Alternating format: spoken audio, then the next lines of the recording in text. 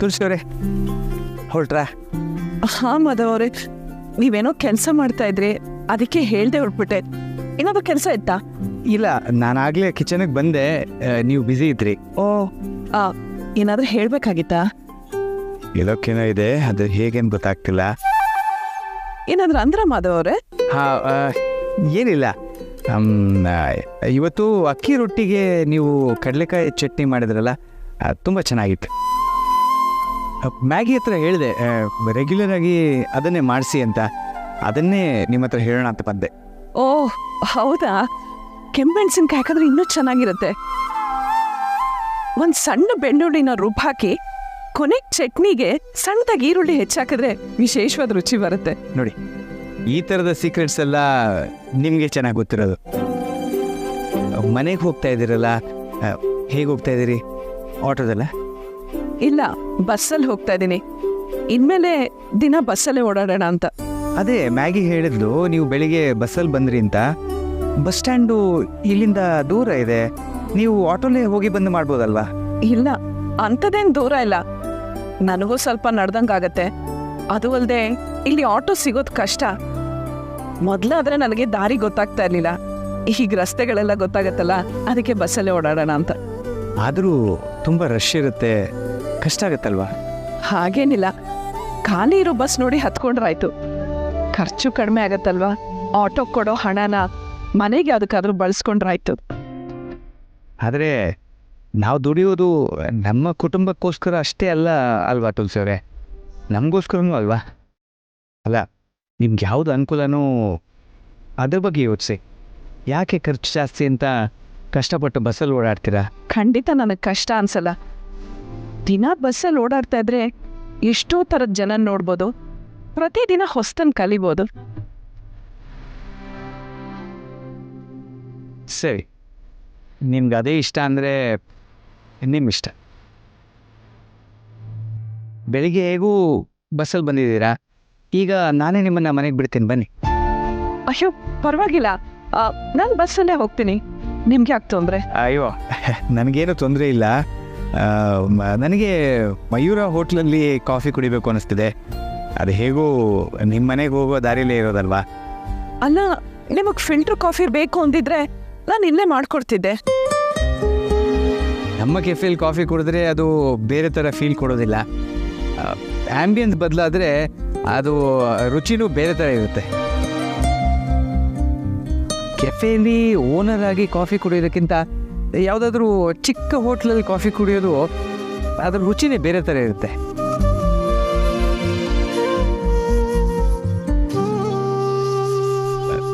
Late ಮಾಡಲ್ಲ ನಿಮಗೆ. Coffee ಕುಡಿದ ತಕ್ಷಣ ಮನೆಗೆ ಹೋಗ್ಬೋದಂತೆ. ಓಕೆನಾ? ಓ ಸರಿ ಮಾಧವ್ ಅವರೇ. ಸರಿ, ಬನ್ನಿ.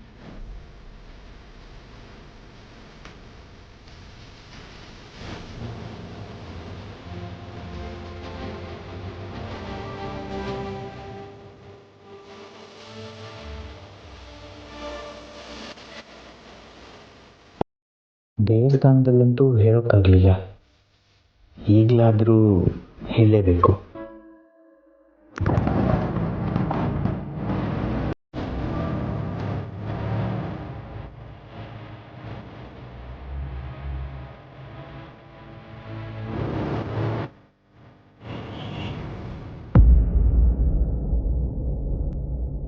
ಪ್ರಸಾದ್ ಹೇಳೋದ್ರಲ್ಲೂ ಸತ್ಯ ಇದೆ. ಅವ್ರ ಅಪ್ಪನ ಮಾತು ಕೇಳಿಕೊಂಡು ಸ್ವಲ್ಪ ದಿನ ನನಗೆ ಕಾಣಿಸ್ಕೊಂಡಿಲ್ಲ ಅನ್ನೋದು ಬಿಟ್ಟರೆ ಅವ್ರಿಗೂ ನನ್ನ ಮೇಲೆ ಕನ್ಸರ್ನ್ ಇದ್ದೇ ಇದೆ. ನನಗಿಂತ ವ್ಯವಹಾರ ಜ್ಞಾನನೂ ಜಾಸ್ತಿ ಇದೆ. ಇರೋ ದುಡ್ಡಲ್ಲಿ ಒಂದು ಮನೆನ ಲೀಸಿಗೆ ಹಾಕ್ಕೊಳ್ಳೋಕ್ಕಂತೂ ಸಾಧ್ಯ ಇಲ್ಲ. ಕೈಯಲ್ಲಿ ಇಷ್ಟು ಕ್ಯಾಶ್ ಇಟ್ಕೊಂಡು ಹೋಟೆಲ್ ರೂಮಲ್ಲಿ ಇರೋಕ್ಕೂ ಸೇಫ್ ಅಲ್ಲ. ಏನು ಮಾಡಲಿ? ಹಲೋ ಸಂಧ್ಯಾ, ಫೋನ್ ಪಿಕ್ ಮಾಡಿದ್ಯಲ್ಲ? ನಿನ್ನ ನಂಬರ್ ಅಂತ ಪಿಕ್ ಮಾಡಿದೆ. ಅಲ್ಲಿಂದ ಬಂದ್ಮೇಲೆ ನಮ್ಮ ಮನೆಯಿಂದ ಒಂದೇ ಸಮ ಫೋನ್ ಬರ್ತಾ ಇತ್ತು, ಒಬ್ರದ್ದು ಪಿಕ್ ಮಾಡಿಲ್ಲ. ಮತ್ತೆ ಅಷ್ಟೊಂದು ದುಡ್ಡು ತಗೊಂಡು ಹೋಗಿದ್ಯಾ ಅಂದ್ರೆ ಬಿಡ್ತಾರಾ? ಓ, ನಿನಗೂ ಗೊತ್ತಾಯ್ತಾ? ನನಗೇನು, ಇಡೀ ಬೀದಿಗೆ ಗೊತ್ತಾಗಿದೆ. ಗೊತ್ತಾಗ್ಲಿ ಬಿಡು, ನನಗೇನು ಭಯ ಇಲ್ಲ. ನಾನು ದುಡ್ಡು ಕದ್ದೆ ಅಂತ ಮಾತಾಡ್ಕೊಂಡ್ರು ನನಗೇನು ಬೇಜಾರಿಲ್ಲ. ಯಾಕೆ ಅಂದರೆ ಇದು ನನ್ನ ಮದ್ವೆಗೆ ಅಂತ ಎತ್ತಿಟ್ಟಿದ್ದ ದುಡ್ಡು ಅಂದಮೇಲೆ ಇದು ನಂದೇ ದುಡ್ಡು ತಾನೆ. ಕರೆಕ್ಟಾಗಿ ಹೇಳ್ದೆ ನೋಡು. ನಾನು ಓಡ್ ಹೋಗಿ ಮದ್ವೆ ಆಗಿರ್ಲಿಲ್ಲ ಅಂದಿದ್ರೆ ಜವಳಿ, ಗೋಲ್ಡು, ಊಟದ ಖರ್ಚು, ಚೌಟ್ರಿ ಖರ್ಚು ಅಂತ 20 ಲಕ್ಷದ ಮೇಲೆ ಆಗ್ತಿರ್ಲಿಲ್ವಾ? ಅಷ್ಟು ದುಡ್ಡು ಅವ್ರಿಗೆ ನಾನು ಉಳಿಸಿದ್ದೀನಿ ಅಂದಮೇಲೆ ಅವರೇ ನನಗೆ ಥ್ಯಾಂಕ್ಸ್ ಹೇಳಬೇಕು. ನಿಮ್ಮ ಮನೆಯವ್ರ ವಿಚಾರಕ್ಕೆ ಬಂದರೆ ನಾನು ಯಾವಾಗಲೂ ನಿನ್ನ ಪರನೇ ಸಂಧ್ಯಾ. ನೀನು ಮಾಡಿದಂತೂ ಕರೆಕ್ಟಾಗೇ ಇದೆ. ನಂದು ಬಿಡು. ನೀನೇನೋ ಅತ್ತೆ ಮಾವನ ಆಚೆ ಹಾಕಿದ್ಯಲ್ಲ, ಏನಾಯ್ತು ಆಮೇಲೆ? ಅಯ್ಯೋ, ಚೋಟನ್ ನೋಡ್ಕೊಳ್ಳೋದು, ಅಡುಗೆ ಕೆಲಸ, ಮನೆ ಕೆಲಸ ಎಲ್ಲ ನನ್ನ ತಲೆ ಮೇಲೆ ಬಂದಿದೆ ಕಣೆ. ಅದು ಬಿಟ್ಟರೆ ಮನೇಲಂತೂ ನೆಮ್ಮದಿ ಇದೆ. ಇಡೀ ದಿನ ನಿನ್ನ ಮನೆಯವ್ರನ್ನ ಗುಣಗಾನ ಮಾಡಿಕೊಂಡು ನನ್ನನ್ನು ಇರಿಟೇಟ್ ಮಾಡೋರು ಯಾರು ಮನೇಲಿಲ್ಲ. ಭಲೇ ಧೈರ್ಯ ಬಿಡು ನಿನಗೆ. ಹ್ಞೂ ಕಣೆ, ಇವಾಗ ಅದೇ ಧೈರ್ಯದಲ್ಲಿ ನಾನೊಂದು ಹೊಸ ಕೆಲಸಕ್ಕೆ ಕೈ ಹಾಕಿದ್ದೀನಿ.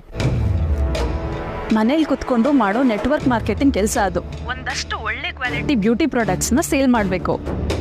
ಓಹೋ, ಲಾಭ ಇದೆ ಅಂತೀಯಾ? ನಿನ್ನ ಹತ್ರ ಅದನ್ನು ಹೇಳೋಕ್ಕೆ ಕಾಲ್ ಮಾಡಿದೆ. ಈ ಲಾಭ ಇಲ್ದಿರೋ ಕಡೆ ಈಗ ನಂದಿನಿ ಕೈ ಹಾಕ್ತಾಳಾ? ಶುರು ಮಾಡಿ 1 ವಾರ ಆಯಿತು. ಫಸ್ಟ್ ನೋಡೋಣ ಅಂತ 20,000 ಹಾಕಿದೆ. ಒಂದೇ ವಾರದಲ್ಲಿ 40,000 ಲಾಭ ಆಗಿದೆ. ನಾನು ಮಾಡಿದ್ದು ಏನಪ್ಪ ಅಂದರೆ ಹೊಸ ಕ್ಲೈಂಟ್ನ ಹುಡುಕೊಟ್ಟಿದ್ದಷ್ಟೇ. 1 ವಾರದಲ್ಲೇ ಡಬಲ್ ಆಗುತ್ತಾ? ನಿಜ ಹೇಳ್ತಿದ್ದೇನೆ? ಬೇರೆಯವ್ರ ಹತ್ರ ಆಗಿದ್ರೆ ಸುಳ್ಳು ಹೇಳ್ತಿದ್ದೆ, ನಿನ್ನ ಹತ್ರ ಸುಳ್ಳು ಹೇಳ್ತೀನೇನೆ. ಇಷ್ಟು ಲಾಭ ಇದೆ ಅಂತ ಗೊತ್ತಾಗಿನೇ ನಮ್ಮ ಅತ್ತೆ ಮಾವನ ಹತ್ರ ಇನ್ವೆಸ್ಟ್ ಮಾಡೋಕ್ಕೆ ದುಡ್ಡು ಕೇಳಿದೆ. ಅವ್ರು ಕೊಡಕ್ಕೆ ರೆಡಿ ಇರಲಿಲ್ಲ. ಅದಕ್ಕೆ ಮನೆಯಿಂದ ಆಚೆ ಹಾಕ್ದೆ. ಸೀರಿಯಸ್ಲಿ ನಂದಿನಿ, ನಿಂಗೆ ಎಂಥ ಟೈಮಲ್ಲಿ ಫೋನ್ ಮಾಡಿದ್ಯಾ ಗೊತ್ತಾ? ನಾನು ಇಷ್ಟೊಂದು ದುಡ್ಡನ್ನ ಏನು ಮಾಡಲಿ ಅಂತ ಯೋಚನೆ ಮಾಡ್ತಿದ್ದೆ. ಏನಕ್ಕೆ ಯೋಚನೆ ಮಾಡ್ತಿದ್ಯಾ? ದುಡ್ಡನ್ನೆಲ್ಲ ಇದಕ್ಕೆ ಹಾಕ್ಬಿಡು. ಹಾಗೆ ಒಂದೇ ಸಲ ನಿರ್ಧಾರ ಮಾಡೋಕ್ಕಾಗಲ್ಲ ಕಣೆ. ನೀನು ಒಂದಿನ ನನಗೆ ಸಿಗು, ಕೂತು ಮಾತಾಡಿ ಆಮೇಲೆ ಡಿಸೈಡ್ ಮಾಡ್ತೀನಿ. ಶ್ಯೂರ್ ಕಣೆ, ಹಾಗೆ ಮಾಡು. ಏನಾದರೂ ಹೆಲ್ಪ್ ಬೇಕಿದ್ರೆ ಕೇಳು. Take care. ಬಾಯ್. ಬಾಯ್.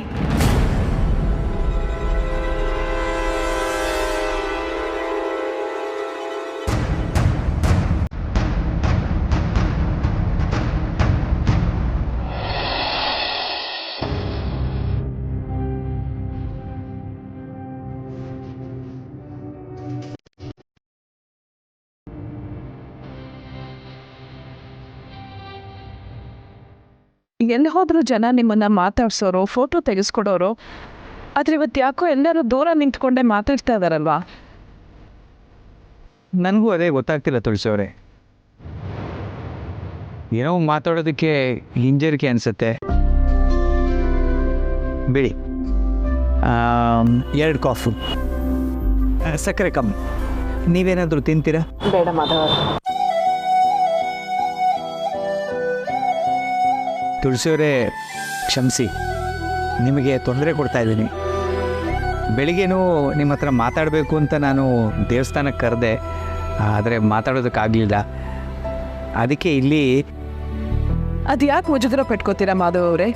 ಅದೇನು ಹೇಳಬೇಕು ಹೇಳಿ, ಪರವಾಗಿಲ್ಲ.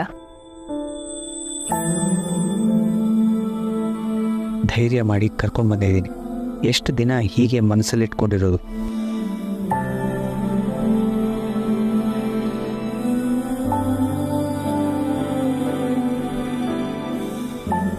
ನಿನ್ನೆ ಕ್ಯಾಬಲ್ಲೇ ನಿಮ್ಮ ಹತ್ರ ಒಂದು ವಿಷಯ ಹೇಳಿದೆ, ಆದರೆ ನೀವು ನಿದ್ದೆ ಮಾಡಿಬಿಟ್ಟಿದ್ರಿ. ಹೌದಲ್ವಾ? ಏನು ವಿಷಯ? ಅದು ನಾನು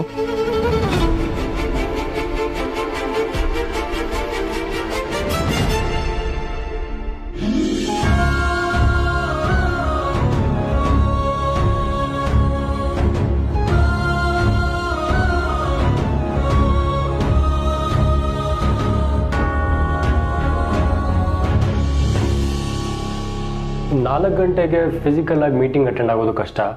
make it online. Sure sir. Bobby ಕೂತ್ಕೋ. ನಾನೊಂದು ಇಂಪಾರ್ಟೆಂಟ್ ವಿಷಯ ಮಾತಾಡಬೇಕು. ಓಕೆ, ಕೂತ್ಕೊ ಮಾತಾಡೋಣ. ಕೂತ್ಕೊಂಡು ಮಾತಾಡೋಷ್ಟು ಕೂಲ್ ವಿಷಯ ಅಲ್ಲ. ಓಕೆ ಸರ್, ನಾಚೆ ಇರ್ತೀನಿ. ಬೆಳಿಗ್ಗೆ ಪೇಪರಲ್ಲಿ ಬಂದಿದ್ದ ವಿಷಯಕ್ಕೆ ಅಪ್ಸೆಟ್ಟಾ? ಸೀರಿಯಸ್ಲಿ ಅಭಿ, ನನಗೆ ಅವ್ರ ಮೇಲೆ ಎಷ್ಟೇ ಕೋಪ ಇದ್ರೂ ದ್ವೇಷ ಇದ್ರೂ I never expected this from him. Disgusting. But you don't worry, ಚಿಕ್ಕಮ್ಮ ಎಲ್ಲ ನೋಡ್ಕೋತಾರೆ. ಸಾರಿ, ನನ್ನ ಫ್ಯಾಮಿಲಿ ವಿಚಾರ ಡಿಸ್ಕಸ್ ಮಾಡೋದಕ್ಕೆ ಬಂದಿಲ್ಲ. I don't have time to discuss useless topics. ಹಾಂ, ನನಗೆ ಗೊತ್ತಾಗಲಿಲ್ಲ, ಹೇಳು. ನನ್ನದೇ ಓನ್ ಬಿಸ್ನೆಸ್ ಶುರು ಮಾಡಬೇಕು ಅಂತ ನಂಗೆ ತುಂಬ ಡ್ರೀಮ್ಸ್ ಇತ್ತು. ಆದರೆ ನೀನು ಇದಕ್ಕೆ ಇಂಟರ್ಫಿಯರ್ ಆಗಿರೋದ್ರಿಂದ, ಪ್ರೈವೇಟ್ ಇನ್ವೆಸ್ಟಿಗೇಟರ್ಸ್ನ ಬಿಟ್ಟಿದ್ರಿಂದ ನನ್ನ ಇನ್ವೆಸ್ಟರ್ಸ್ ನನಗೆ ಕೈ ಕೊಡೋ ಹಾಗಾಯಿತು. ಈಗೇನು ಆಗಿಲ್ಲ Abhi, you can start it again. No, I can't. That idea is no more with me. ಬೇರೆ ಏನಾದರೂ ಮಾಡ್ಬೋದಲ್ಲ ಅಭಿ? ಆಗಲೂ ನೀನು ಸುಮ್ಮನೆ ಇಲ್ಲದೆ ಇದ್ರೆ ನಾನೇನು ಮಾಡಲಿ? ಮೈ ಗಾಡ್, ನನಗೆ ನಿನ್ನ ಗ್ರೋತ್ ಇಂಪಾರ್ಟೆಂಟ್ ಕಣ. ಹೌದಲ್ವಾ? ಯು ವಾಂಟ್ ಮೈ ಗ್ರೋತ್ ಅಲ್ವಾ? ಹಾಗಾದರೆ ಈ ಕಂಪ್ನಿನ ಪೂರ್ತಿ ನನಗೆ ಬಿಟ್ಕೊಡು.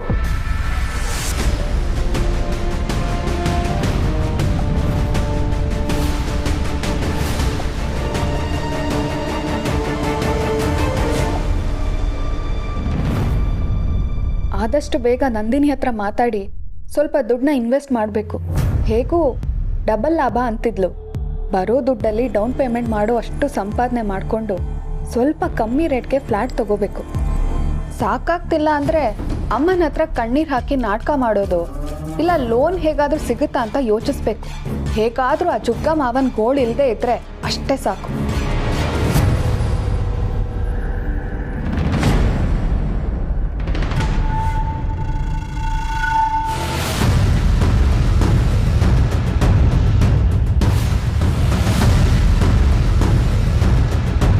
ಅಲ್ಲ ಸೊಸೆ ಮುದ್ದ, ನಿನ್ನ ಮನೆಯಲ್ಲಿ ಮಹಾಲಕ್ಷ್ಮಿ ತರ ನೋಡ್ಕೋತಿದ್ರು, ಈ ಹೋಟ್ಲಲ್ಲಿ ಯಾಕಿದೆಯಾ ಸೊಸೆ ಮುದ್ದು?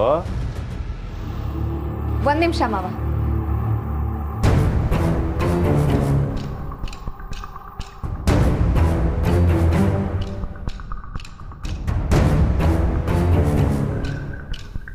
ಏನಿದು ಹೊಸ ನಾಟಕ?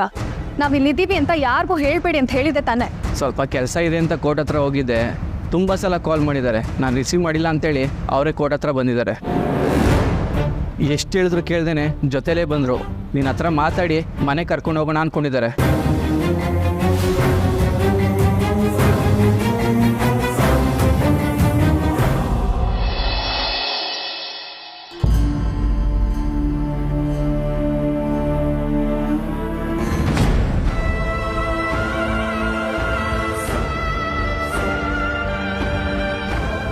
ರೀ, ಏನ್ರಿ ನೋಡ್ತಾ ಇದ್ದೀರಾ? ಬೇಗ ಬೇಗ ಟೇಬಲ್ ಓಡಿಸ್ರಿ.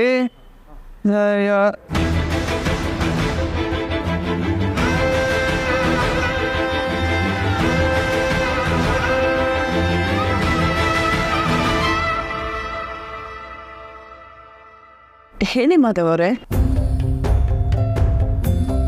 ಏನಿಲ್ಲ ತುಳಸಿ ಅವರೇ, ಅದು ಫ್ರೆಂಡಾಗಿ ಕೆಫೆಯಿಂದ ಆಚೆ ನಿಮ್ಮ ಜೊತೆ ಸ್ವಲ್ಪ ಕಾಲ ಕಳೆಯೋಣ ಅನ್ನಿಸ್ತು ಅಷ್ಟೇ. ಹೊರಡೋಣ. ಹಾಂ ಸರಿ. ಮಾಧವ್ ಅವರೇ ಹುಷಾರು, ನೋಡ್ಕೊಂಡು ಹೇಳ್ಬೇಕಲ್ವಾ? ಏನೂ ಆಗಿಲ್ಲ. ನೀವು ಒಂದೆರಡು ನಿಮಿಷ ಸ್ಕೂಟ್ರ್ ಹತ್ರ ವೆಯ್ಟ್ ಮಾಡ್ತೀರಿ, ನಾನು ಕೈ ತೊಳ್ಕೊಂಡು ಬರ್ತೇನೆ.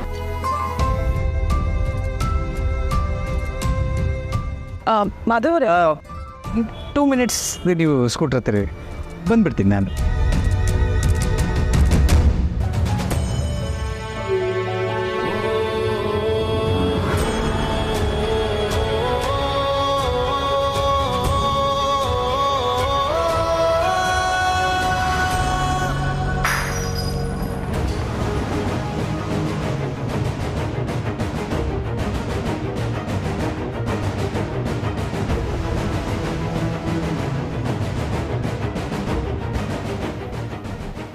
ರೀ, ಏನ್ರಿ ಇದೆಲ್ಲ? ಕೆಲಸ ಮಾಡ್ಬೇಕಾದ್ರೆ ಮೈ ಮೇಲೆ ಪ್ರಜ್ಞೆ ಇರಬೇಕು. ಇದೆಲ್ಲ ಹೊಡೆದವ್ರೆ ನಿಮ್ಮ ಸಂಬಳದಲ್ಲೇ ಹಿಡಿಯೋದು ನಾವು.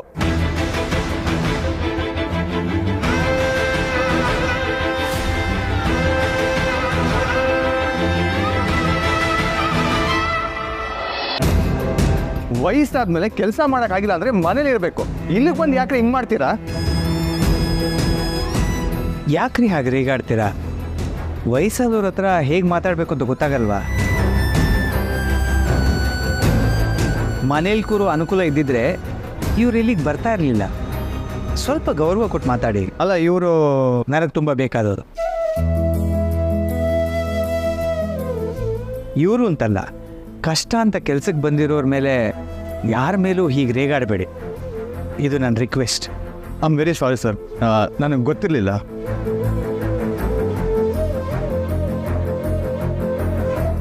ಇದೇನು ಶೇಷು ಅವರೇ, ನೀವು ನನಗೊಂದು ಫೋನ್ ಮಾಡ್ಬೋದಿತ್ತಲ್ವಾ? ಸರ್, ನೀವು ದತ್ತಣ್ಣಂಗೆ ಆತ್ಮೀಯರು. ನಮಗೆ ಹೋಗೋಕೆ ಜಾಗ ಇಲ್ಲದೆ ಇರುವಾಗ ನಾವು ಈ ಸ್ಥಿತಿಲಿ ಇದ್ದೀವಿ ಅಂತ ದತ್ತಣ್ಣಂಗೆ ಗೊತ್ತಾದರೆ ತುಂಬ ನೊಂದ್ಕೋತಾನೆ ಸರ್. ಅದಕ್ಕೆ ಯಾರಿಗೂ ಹೇಳಿಲ್ಲ. ನಮಗೆ ಕೆಲಸ ಮಾಡೋಕ್ಕೆ ಬೇಜಾರಿಲ್ಲ ಸರ್. ಯಾವ ಕೆಲಸನಾದರೂ ಪ್ರಾಮಾಣಿಕತೆಯಿಂದ ಮಾಡಬೇಕು ಅಂತ ನಂಬಿದವನು ನಾನು. ಅದೆಲ್ಲ ನಿಜ. ಆದರೆ ನಾವೆಲ್ಲ ಇದ್ದು ನೀವು ಈ ವಯಸ್ಸಲ್ಲಿ ಹೀಗೆ ಕಷ್ಟಪಡೋದು. ಸದ್ಯ ನಾವೆಲ್ಲ ಇದ್ದು ಅಂತ ನನ್ನನ್ನು ನಿಮ್ಮವನು ಅಂತ ಅಂದ್ಕೊಂಡ್ರಲ್ಲ ಸರ್, ಅಷ್ಟೇ ಸಾಕು ಮಾಧವ್ ಸರ್, ಬೇರೆ ಏನೂ ಬೇಡ. ನೀವಾದರೂ ಹೇಳಿ ಅಮ್ಮ, ಅವತ್ತು ನಮ್ಮ ಕೆಫೆಗೆ ಕಷ್ಟ ಬಂದಾಗ ನೀವು ಬಂದು ಸಹಾಯ ಮಾಡಿದ್ದೀರಾ. ಈಗ ನೀವು ಇಂಥ ಸ್ಥಿತಿಲಿ ಇರಬೇಕಾದ್ರೆ ನಾನು ನೋಡ್ಕೊಂಡು ಹಾಗೆ ಇರೋಕ್ಕಾಗತ್ತಾ? ಹಣೆಯಲ್ಲಿ ಏನು ಬರೆದಿದೆಯೋ ಅದಾಗುತ್ತೆ ಮಾಧವ್ ಸರ್. ನೋಡಿ, ನಾನೀಗ ತುಳಸಿಯವ್ರನ್ನ ಆಚೆ ವೆಯ್ಟ್ ಮಾಡೋದಕ್ಕೆ ಹೇಳಿದ್ದೀನಿ. ಅವರೆಲ್ಲಾದರೂ ನಿಮ್ಮನ್ನು ನೋಡಿದ್ರೆ. ಅಯ್ಯೋ, ತುಳಸಿ ಬಂದಿದ್ದಾಳ? ಹೌದು ಗೋದಾವರಿ, ದೇವರ ಇದರಿಂದ ಅವಳು ನಮ್ಮನ್ನು ನೋಡಲಿಲ್ಲ. ಮಾಧವ್ ಸರ್, ದಯವಿಟ್ಟು ನಮ್ಮ ವಿಷಯನ ದತ್ತಣ್ಣಂಗೂ ತುಳಸಿಗೂ ಹೇಳಬೇಡಿ. ಆಯಿತು. ಈಗ ನಾನು ನಿಮ್ಮ ಹತ್ರ ಜಾಸ್ತಿ ಹೊತ್ತು ಮಾತಾಡ್ತಾ ಇದ್ದರೆ ತುಳಸಿಯವ್ರು ವಾಪಸ್ ಬರ್ತಾರೆ. ಅವರು ನಿಮ್ಮನ್ನು ನೋಡಿ ನೊಂದ್ಕೋತಾರೆ.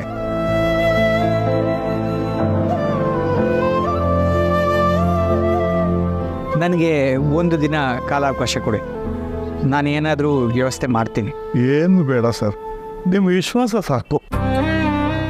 ಹೌದು ಮಾಧವ್ ಸರ್, ನಮ್ಮವರೇ ನಮಗಾಗಲಿಲ್ಲ, ನೀವಿಷ್ಟು ವಿಶ್ವಾಸ ತೋರಿಸ್ತಿದ್ದೀರಲ್ಲ, ಅಷ್ಟು ನಮಗೆ ಸಾಕು.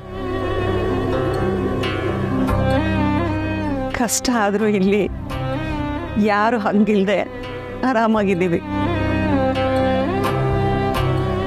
ಯಾರ ಹಂಗೂ ಇಲ್ಲದೆ ಬದುಕೋ ಹಾಗೆ ನಾನೇನಾದರೂ ವ್ಯವಸ್ಥೆ ಮಾಡೋದಕ್ಕೆ ಪ್ರಯತ್ನ ಪಡ್ತೀನಿ. ಇವತ್ತೊಂದು ದಿನ ಅಡ್ಜಸ್ಟ್ ಮಾಡ್ಕೊಳ್ಳಿ ಪ್ಲೀಸ್. ಈ ವಿಶ್ವಾಸ ಸಾಕು ಸರ್, ಸಹಾಯ ಏನೂ ಬೇಡ.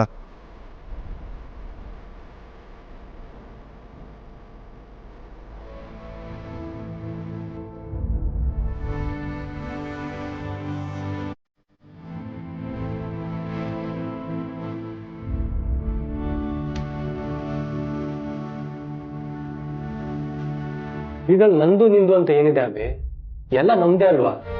ಹೇಗೂ ಆಫೀಸ್ನ ಮೊದಲು ನೀನೇ ನೋಡ್ಕೋತಾ ಇದ್ದೆ, ಈಗಲೂ ಹಾಗೆ ಮಾಡೋ. ಅದ್ರಲ್ಲಿ ನನಗೆ ಕೇಳೋದೇನಿದೆ? ನಾನು ನೋಡ್ಕೊತಿದ್ದೆ ಅಷ್ಟೇ, ಬಟ್ ಮೇಜರ್ ಡಿಸಿಷನ್ಸ್ ಎಲ್ಲ ನಿಂದೇ ಆಗಿತ್ತಲ್ವಾ? ಇನ್ನು ಮುಂದೆ ಎಲ್ಲ ಮೇಜರ್ ಡಿಸಿಷನ್ಸು ನಂದೇ ಆಗಿರುತ್ತೆ. ಇನ್ನು ಮೇಲೆ ಮಾರ್ಕೆಟಿಂಗ್ ರಿಲೇಟೆಡ್ ಏನೇ ಇದ್ರೂ ನಾನು ನೋಡ್ಕೋತೀನಿ. I want you to be out of here.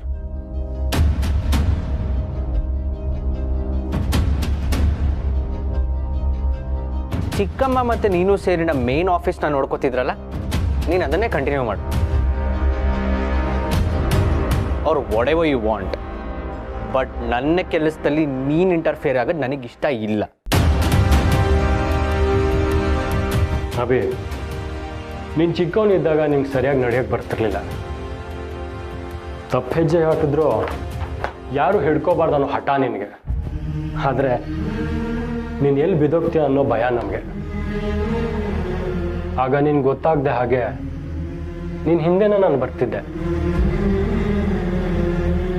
ನೀನು ಓಡ್ತಿದ್ರೆ ನಿನ್ನ ಹಿಂದೆ ನಾನು ಓಡ್ತಿದ್ದೆ. ನೀನು ಎಡು ಬಿದ್ದರೆ ತಕ್ಷಣ ಹಿಡ್ಕೋತಿದ್ದೆ. ಬರಬೇಡ ಬರಬೇಡ ಅಂತ ನನ್ನ ತಮ್ಮ ನಂಗೆ ತೊಡ್ದ ಅಂತ ನೋವಾಗ್ತಿರ್ಲಿಲ್ಲ.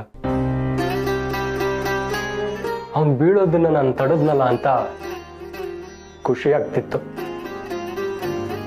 ಈಗಲೂ ಹಾಗೆ ಇದ್ದಕ್ಕಿದ್ದಾಗೆ ಎಲ್ಲನೂ ಒಪ್ಸೋಗಕ್ಕೆ ನನ್ನ ಮನ್ಸು ಒಪ್ಪಲ್ಲ.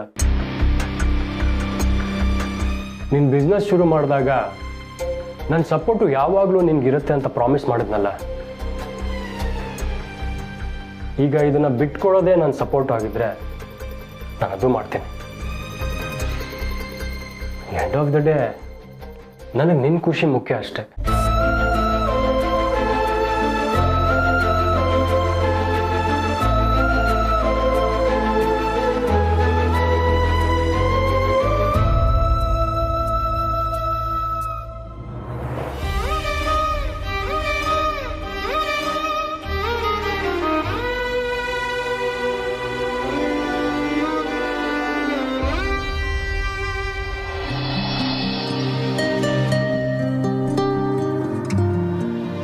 ಯಾರಾದರೂ ಸಿಕ್ಕಿದ್ರಾ?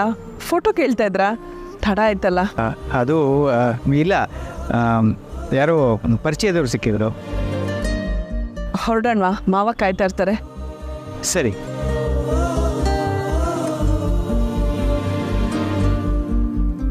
ಮಾಧವ್ ಅವರೇ, ಯಾರು ಸಿಕ್ಕಿದ್ರು ಅಂತ ಕೇಳ್ಬೋದಾ?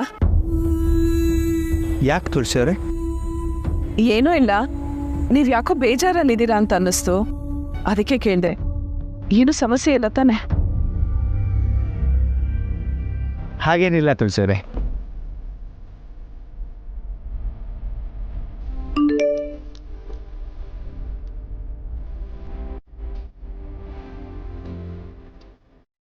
ದೇವಸ್ಥಾನಕ್ಕೆ ಹೋದರೂ ಹೇಳೋಕ್ಕಾಗಲಿಲ್ಲ, ಇಲ್ಲೂ ಆಗಲಿಲ್ಲ. ಶೇಷು ಅವರನ್ನು ನೋಡಿದ್ಮೇಲೆ ಯಾಕೋ ಏನು ಹೇಳ್ಕೊಳ್ಳೋದು ಬೇಡ ಅನ್ನಿಸ್ತು.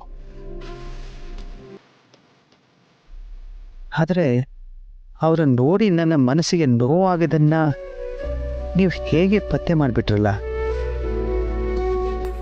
ನನ್ನ ಇಷ್ಟೆಲ್ಲ ಚೆನ್ನಾಗಿ ಅರ್ಥ ಮಾಡ್ಕೊಂಡಿರೋರಿಗೆ ನನ್ನ ಮನಸ್ಸಲ್ಲಿ ನಿಮ್ಮ ಬಗ್ಗೆ ಸ್ನೇಹನ ಮೀರಿದ ಭಾವನೆ ಇದೆ ಅನ್ನೋದು ಅರ್ಥನೇ ಆಗ್ತಿಲ್ವಲ್ಲ.